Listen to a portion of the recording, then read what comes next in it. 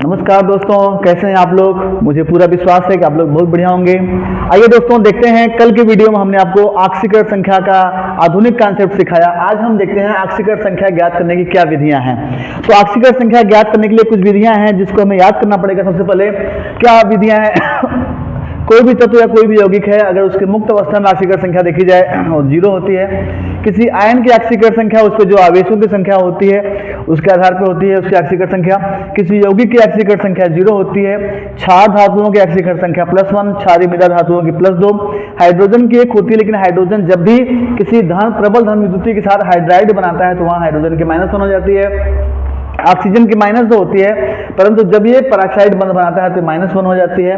Chlorine की -1 होती है, लेकिन जब भी कोई भी हाइड्रोजन ऑक्सीजन से जुड़ा होता है तो वहां उसकी ऑक्सीकर संख्या धनात्मक हो जाती है। तो आइए कुछ एग्जाम्पल के बेसिस से हम पहचानते हैं कि कैसे हम ऑक्सीकर संख्या ज्ञात करें, उनकी विधि को सीखते हैं, जिस बेसिस से हम बड़ी आसानी से ऑक्सीकर संख्या को ज्ञात कर सकते हैं।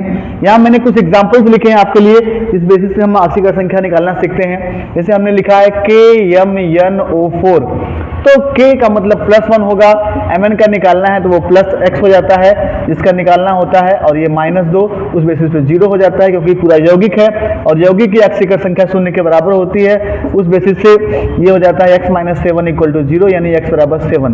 इसलिए KMnO4 में Mn की ऑक्सीकर संख्या होती है +2 + 7।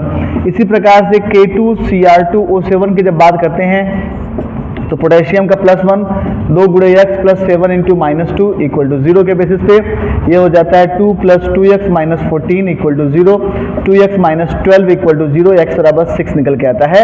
यानी K2Cr2O7 में Cr की ऑक्सीकर संख्या +6 हो जाती है। ऐसे मैंने आपके सामने कुछ एग्जांपल्स और भी लिखे हैं जिस बेसिस से हम समझ सकते हैं कि किसका कितना होगा। SO4 2- में अगर हम सल्फर की बात करें तो इसका x हो जाएगा 4 × -2 बराबर, इसके ऊपर आवेश कितना है -2, तो बराबर -2 हो जाएगा।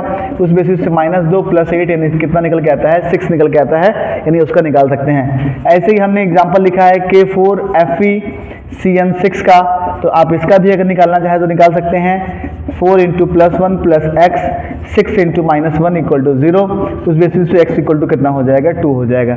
ऐसे अगर हम Na2O2 की बात करें तो ये यहाँ पर ऑक्साइड है, तो 2 × +1 + 2 × x = 0, तो x की वैल्यू निकल के आती है -1, इस बेसिस से निकल के आती है।